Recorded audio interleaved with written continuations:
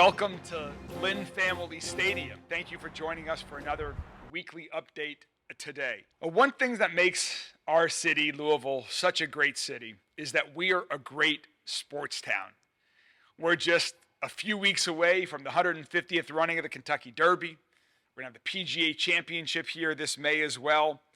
We're the home of Muhammad Ali, Louisville Slugger. We have great collegiate athletic traditions here. We've got many NFL, NBA players and more that are from Louisville. I just absolutely love our city's strong sports culture. And what makes it even more special is that we do have a team that's competing at the highest level in their entire industry. And that's Racing Louisville FC, which begins their home season tomorrow right here at Lynn Family Stadium on Saturday. And so we're here today to encourage everyone to come out and join Rachel and me and others from around the entire city to cheer on racing because it's such there's an amazing group of individuals. We're joined here today by Ryan Dell, who's the team's general manager. This team has already done amazing things in just their first 3 seasons, especially last year, making it to the NWSL Challenge Cup finals. They set a single game attendance record. They won more games than ever and tallied more points than ever before as well. It was a wonderful season that has set racing up for great success in this season. And many fans, as I mentioned, Rachel and I being among them, will never forget the incredible ways some of the racing players, like Savannah DeMello and others, represented their home countries on the absolute biggest stage in the world at last year's Women's World Cup. We honored all of those World Cup team members from their respective teams last year at Metro Hall. And now we're excited for this year. We've got a new coach, we've got some new faces, and it's going to be an amazing, great year. So please, I just want to encourage everyone, bring your family and friends. It is such a fun experience to be here at Lynn Family Stadium for both racing and for Lou City as well. Both two amazing teams. But one thing is this team hasn't even played their first game of the season yet, and racing already has a win. And that's because just in the past week, their jersey was named the best jersey in their entire league. So Ryan, congratulations to you and the entire team on that, and we are so excited for another great season of racing to kick off here tomorrow at Lynn Family Stadium. Thank you. Thank you. Thank you very much. Good luck on a great season. Oh, I've got to wear this then. All right. Matching scarf there for you. Perfect. I wore my purple for you today, so. It's great. This is perfect. Thank you so much. Thank you. Good luck to you, the players, and the whole team. Well, this has been a big, great week for Louisville. There's lots of good things that were happening that we want to give an update on, as well as a couple of unfortunate things as well that have happened. But one of the great pieces of news this week is that the state Senate passed out their budget, and within their capital budget, they supported investing over $100 million to support transformative projects in downtown Louisville. Downtown is the heart of our city, and it also plays a critical role in the success of our entire state. The benefits of revitalizing downtown will not only benefit all of the residents of Louisville, but also all of the residents of our Commonwealth. It'll stretch, in fact, far beyond our city and state boundaries as well. This funding that's contained in the $100 million in the state budget would help us reimagine and transform the Belvedere, located in the heart of our downtown, overlooking the falls of the Ohio River, the history of our city's beginnings. It will also help make the community care campus a reality, an innovative national model that we're pioneering in partnership with Volunteers of America to provide more services and shelter to families who are in need, who are experiencing homelessness, or who are at risk of becoming homeless. It will help us transform these parking lots on both sides of Lynn Family Stadium into a vibrant, new, exciting, new mixed-use neighborhood right here adjacent to downtown. It'll help us transform the LouMed campus, which is another huge driver for our economy that employs thousands of people every day and is providing innovative healthcare services to people from around the entire region. It'll help us transform the historic Louisville Gardens into a new industry that's booming here in Louisville, in the production facility, and more. These investments will truly help us transform downtown Louisville and transform our city. And I am so grateful to the Senate leadership, to the Louisville delegation for including this and passing this out of their budget. And our team will continue working with all of them and with the House leadership and Louisville delegation from the House of Representatives as well, who have also been such strong, staunch advocates for our city.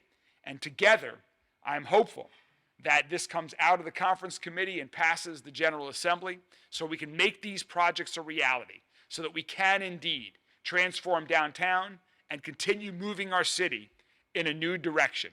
We are thinking big, we're being bold, and we are going to turn these big, bold ideas into action. So thank you so much to the members of the Kentucky State Senate. Thanks to the folks in the Kentucky House of Representatives for their support, and we encourage you to keep this in. Add some funds if you would like. We would encourage you to add some money to it as well in conference to help us transform Louisville and our Commonwealth. So that was one of the great pieces of news from this week. The other transformative piece of news that we were able to announce this week is that we announced the plan to create a pathway to make universal pre-K a reality for all 3- and 4-year-olds across Louisville. And it begins by the creation of a new organization that we announced, Thrive by 5 Louisville. This is going to be an independent 501c3 nonprofit organization that will oversee the fundraising and coordination among many community partners to make universal pre-K a reality for our entire city. The response since we made this announcement on Tuesday has been overwhelming. It's been fantastic.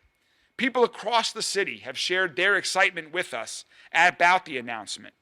And we've heard from so many people from so many different parts of our city. Because expanding pre-K is an important need.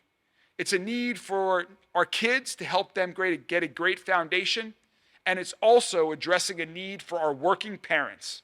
It will help our businesses hire and keep workers who have young children. And we all know that the research is clear. Children who go to pre-K are more likely to graduate from high school. They're more likely to earn more money throughout their careers, and they're more likely to live longer, healthier lives. They're also 70% less likely to be arrested for any violent crimes.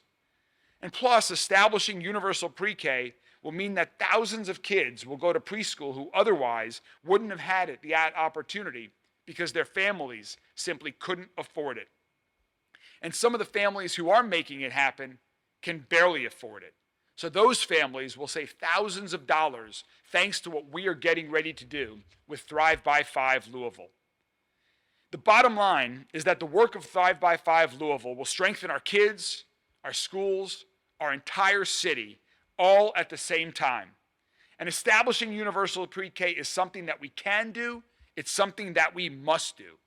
It will take time. It will take resources. But we have a plan. And we have great community partners and great volunteers who are getting engaged with us to make this a reality.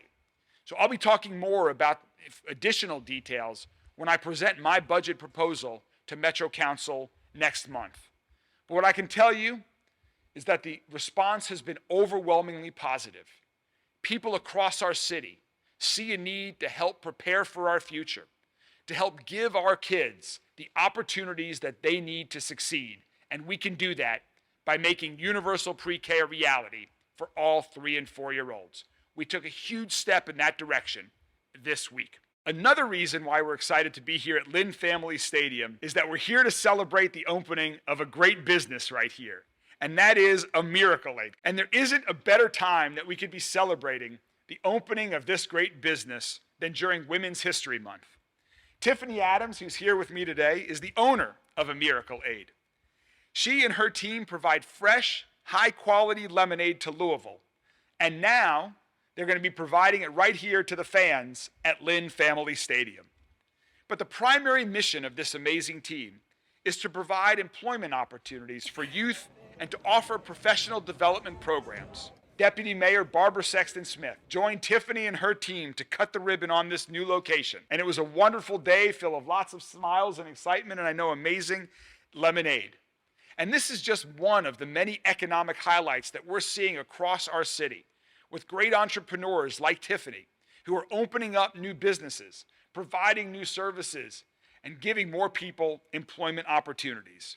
This success is going to continue throughout 2024 and into the future. So Tiffany, we are so thrilled that you are here with us today. We're excited about your business. We wish you the best of luck. And please, if you'd like, say a few words and tell us why a Miracle 8 is great and why you chose here at Lynn Family Stadium. Congratulations, and thanks so much. Thank you.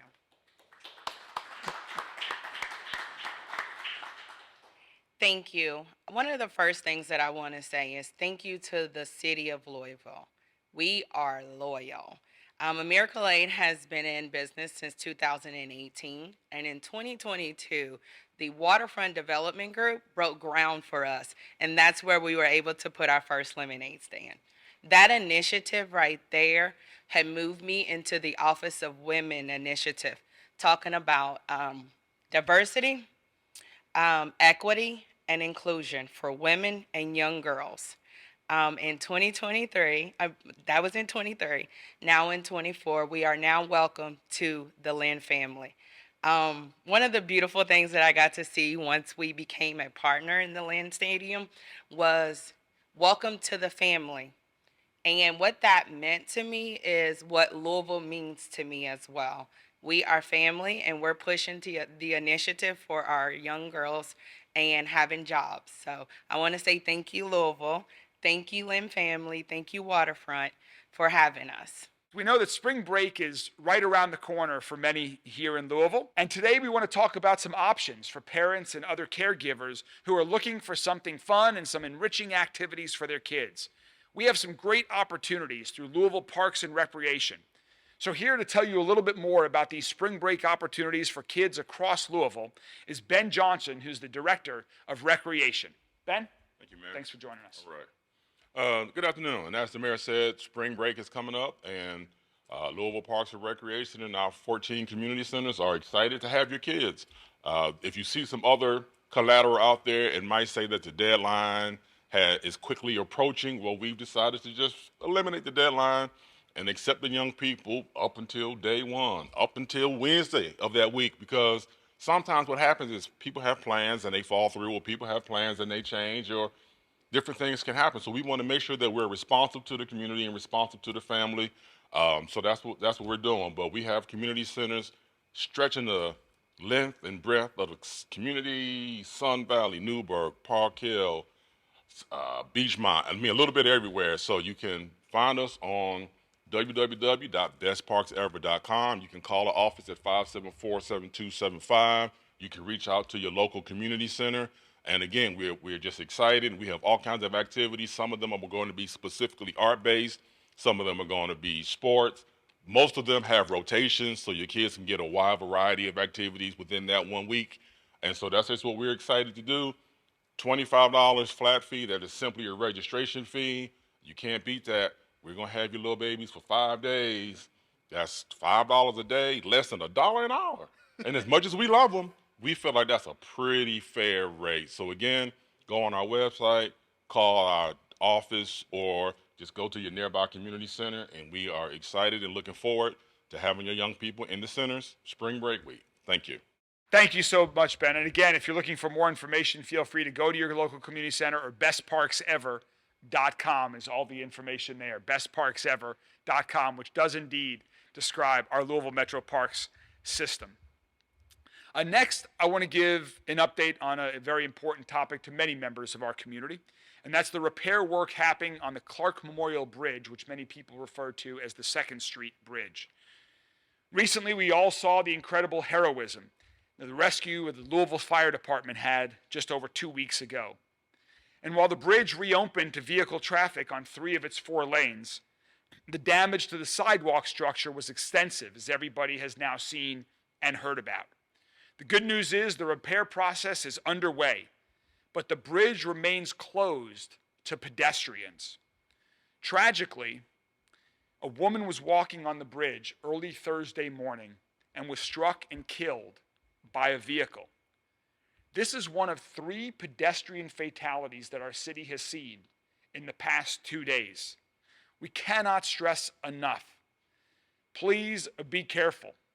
When we encourage people places not to walk, whether it's the 2nd Street Bridge or on a highway, please heed those calls for caution. Also, if you're driving, please be aware of pedestrians. Please be alert when you're walking, when you're driving. We as a community want to do everything we can to ensure that our roadways are safe at all hours of every day for drivers and pedestrians alike. So we just want to reiterate to everyone across the community that the 2nd Street Bridge remains closed to pedestrians. Please do not try to walk across the 2nd Street Bridge. On the repair work, replacement steel beams are ready, and crews will begin the next phase of their repair this coming Wednesday. There are going to be some temporary changes in the traffic pattern, so crews have more room to work with this part of the operation. New striping will be applied on the bridge this coming Wednesday, and traffic on the bridge will be reopened in the southbound only direction during this next phase of repair. Again, starting this Wednesday, it'll be southbound only on the 2nd Street Bridge. The Kentucky Transportation Cabinet is doing an amazing job managing these repairs and coordinating the timing with a focus on safety. Safety for everyone who is working and safety for everyone who is using the bridge. We understand that this is a serious impact to traffic and for people who drive across the bridge every day. Louisville Metro government is in constant communication with the Kentucky Transportation Cabinet, and we know that they are working as hard as they can to get these repairs done as quick as possible, but again, most importantly, as safely as possible. So at 9 a.m. on Wednesday, March 20th, this upcoming Wednesday, there's going to be a very short, full closure of the bridge while this change is made. This will allow the crews to get set up for the next phase of repair work and to change the traffic pattern to a southbound only. But by late afternoon on Wednesday, before the evening rush hour, the bridge will be reopened to traffic 2 lanes in the southbound direction from Indiana into Louisville. Again, this is just a temporary traffic restriction, and it will make it much easier to finish the repairs with the fewest possible interruptions while again maximizing safety for both the short and the long term. KYTC recommends that northbound traffic, or folks that are going to Indiana, take I-65 north or I-64 west across the other 2 bridges.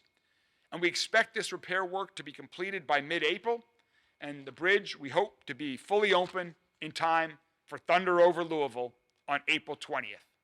So that's an update on the bridge. Again, please, whether you're driving across a bridge anywhere in our city, whether you're walking on a roadway adjacent to a roadway, please be careful. We are working hard to do everything we can to make our roads as safe as possible for drivers, for pedestrians, for cyclists, for everybody. Each week, we're celebrating Louisvillians who are making a positive difference. And today, we have another Grammy winner to celebrate in our city, and that's Antonio Gardner. Antonio won a Grammy this year for Best Contemporary Christian Music Performance. He wrote the main chorus and background vocals for a choir in the song. This is such an incredible accomplishment. But what's even more telling about Antonio is that even a Grammy is not distracting him from the important, impactful work he's doing for Louisville kids. Antonio is a music producer. He instructs in music at Amped Music Academy in West Louisville.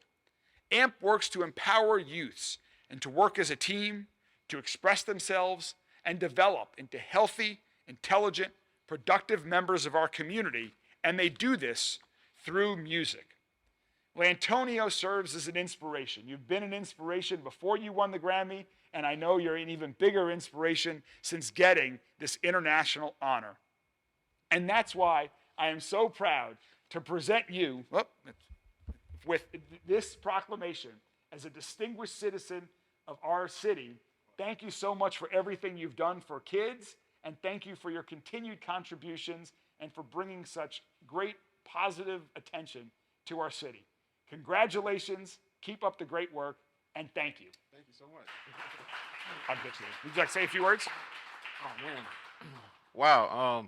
Thank you, Mayor Greenberg and City of Louisville, for just being a city where it allows the creativity to be fostered and grow. That's very important for an artist to be able to have a community of musicians to where you feel like you can be yourself and be creative, and work with other like-minded musicians and creatives. So. For me, I think what the work I do with AMP is very important because I feel for kids growing up, having somewhere to go where they can learn how to play an instrument, whether it be piano or drums or guitar for free. That's something I didn't have growing up. And so I'm very appreciative of my mom who showed up with me today, who brought me a Casio keyboard when I was young, because that's very important, for kids. So a lot of kids don't have the opportunity. So a place like AMP is great, because I see a lot of kids who don't have opportunities to create, have somewhere where they can go and work with other kids. So it's an honor for me to be in a city that has a program like that. And so once again, thanks. This is unbelievable. You, so congratulations. That sums up some of the great news that we have this week to report.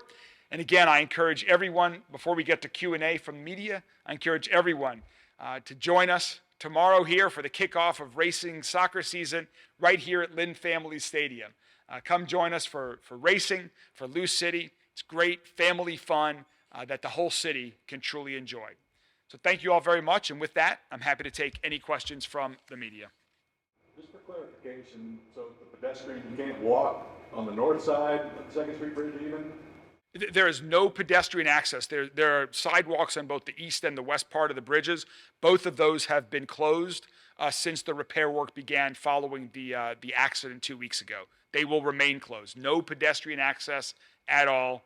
Southbound only traffic for cars starting on Wednesday. That's correct. But no, we've closed that sidewalk also for safety because the crews have to work, and so it's just gotten a little tighter for cars. And so in this interim period, no pedestrian traffic on the 2nd Street Bridge. Hey, how are you? Ask about the bridge in terms of it might be sort of a boring job, if you will, to sit at each end to watch for pedestrians, but is that a step maybe, or if any, what steps would look like to prevent someone to walk up there as it's been closed this time? Yeah.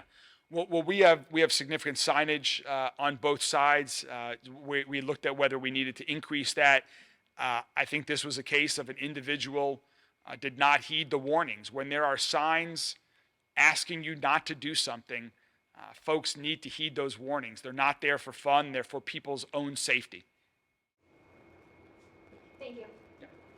Yes. My question is going to be for the mayor. So just about road safety in general, it's looking like one of the accidents that had occurred was on Bank Street, which is on that high entry network that was a very dangerous roadway. What is Metro government going to do to ensure road safety in Louisville?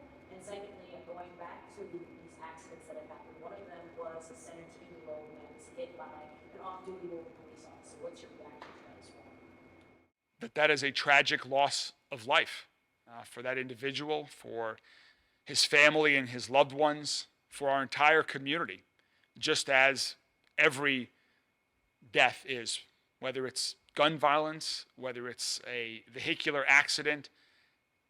One death is one too many. And we just need to continue to do everything we can. Our Public Works Department has a Vision Zero initiative. Our goal is to have 0 pedestrian fatalities on our roadways. That is our goal. And everything that we're doing to improve our roadways, to build new roadways, starts with safety. There's a lot of work that needs to be done to achieve that goal. But the projects that we're working on right now, that is the focus. So when these accidents occur, we of course continue to revisit it. We've got some very bold requests to the state in our 5-year road plan, asking the Kentucky Transportation Cabinet to make investments here in Louisville as well. And a lot of the requests that we have are to improve the safety of our roadways. When we get ready to redo some roadways here in downtown, whether that's 9th Street with a project that's been funded, or as we begin to redesign Broadway on the Broadway All the Way project with the federal funding, we start with safety. I just had a call this morning on the 9th Street project, and safety was where the conversation began, and that's what our focus always is. One more follow-up question. So one of the officer that hit the 17-year-old is still on full active duty. Do you have any reaction to that? Yes, my understanding is that this is a tragic accident. The officer was off duty at the time, and it is not related to, my understanding right now is it was totally unrelated to anything to him being on LMPD. Thanks. Also, Mayor, we're near Wintertown. I noticed in the budget that you had allocated more money for affordable housing. Any comments on that project? Say that, are you, Affordable housing that was allocated in the budget for maybe the Wintertown area? I'm not sure what was in the Senate budget. So the Senate budget language came out and allocated $100 million for transformative downtown projects. It listed 6 projects that were eligible for that funding.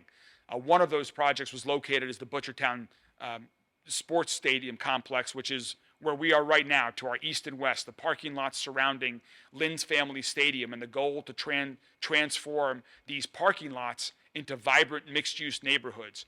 Housing would certainly be a component of that. We've been advocating the state to do more things as it relates to affordable housing. Right now, at least to my knowledge, there is not specific funding in the budget for any new statewide affordable housing programs, but we're continuing to advocate. I was just in Frankfurt yesterday morning. Some of the conversations were focused around affordable housing. And if we don't see that out of the General Assembly this session, we will continue the advocacy for future sessions, because this is not just a Louisville. This is an issue. This is a statewide issue. This is a national issue. We need more housing in Louisville. We need more affordable housing in Louisville. And we need more affordable housing in every neighborhood in our city, not just in other people's neighborhoods. Mayor, can you say how optimistic you are that the $100 million capital projects might remain in the conference committee version? Because I don't believe that was included in the House version. It was added in the Senate. So that's right. What conversations have you or your team had with any House members to ensure that of that amount or even more, or hopefully it doesn't get cut, but what conversations are you having, and where does that stand?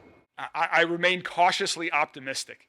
We've had really good conversations with members, conversations with House leadership as well. I was in Frankfurt yesterday morning advocating to keep this in the budget, to expand this amount, to make it even larger in investment in Louisville, because I believe that the return on investment for our city, for our entire state, will be enormous with transformative projects like that. So I remain cautiously optimistic and will continue working until the final day of the session to support that and to support other policy and capital investments to help move Louisville forward. The $100 million, though, was about less than half of what you had advocated for last fall when you released your legislative proposal. So how effective can that money be to accomplish the list of things that were on your list back in the fall? It's an incredibly good start. $100 million invested in downtown Louisville is a historic amount, I believe, and it will really help get these projects going so we can truly begin to transform our city in this post-pandemic world and turning it downtown Louisville into the most vibrant, active, unique, energetic, clean, green neighborhood in our entire city. And just one final question, Chair. We're here at Lynn Family Stadium. What specifically would the money for the parking lots do? How would it be used, and would it be solely dedicated to public investment, or would it help subsidize any of the privately funded development that's planned for these lots? Some of that still has to be worked out with respect to this specific project, but this is a challenging site. The site begins at a low level. We're right here. Some of it, I believe, is still in the floodplain. In order to develop the site, part of it needs to be raised out of the floodplain. There's a railroad track involved. There's streets that intersect it. It needs to be safe for pedestrians, to go back to our early part of our conversation. So there is a significant amount of infrastructure work that needs to be done to develop these projects into a mixed-use neighborhood. But we're still early in that process, but we'll be working with the ownership group and development team to answer those questions.